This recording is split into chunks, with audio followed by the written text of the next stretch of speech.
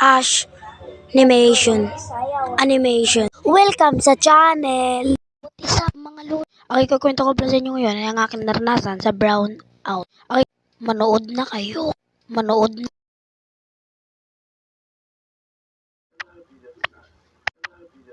Bakit parang hindi naman gumagana yung aming ilaw?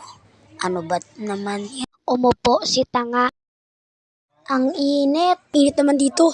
Papandarin ko na nga yung electric fan. Ay, brownout nga pala, heist. Kinagabihan. Ito talaga ang the best part kasi pwede kang manggulat.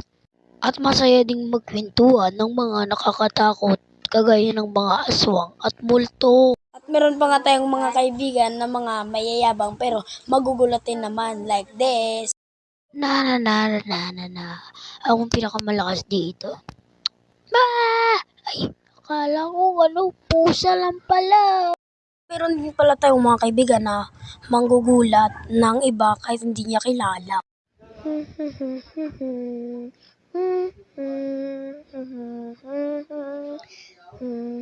Wah! Pusa ay pusa sa daga. Bakit ka ba nanggugulat? Hindi naman kita kilala eh. Ay!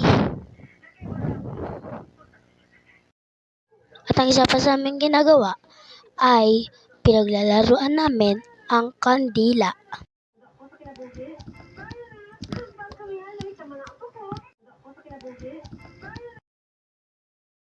Mga buddy, ipapakita ko pala sa inyo kung ano ang ginagawa namin na paglalaro sa kandila. Ganito yun, no? Yan guys, katulad yan. Kasi parang hindi ka napapalo ng kandila, parang tumatagos lang yung kamay mo sa apoy ng kandila.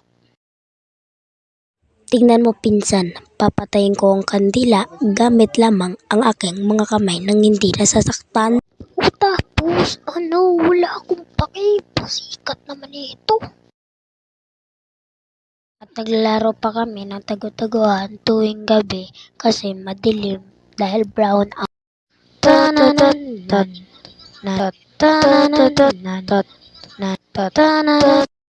Ash, ang boring naman dito. Ano ang ating gagawin? Ewan ko nga din, Taro, kung ano ang ating gagawin dito.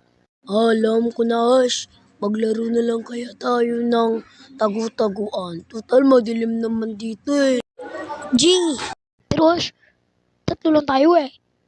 Konti lang tayo. Simple naman ang problema mo, Taro. E di mangyayari tayo ng ibang kalaro. Ayun, tawagin natin sila Kyrie at Clark.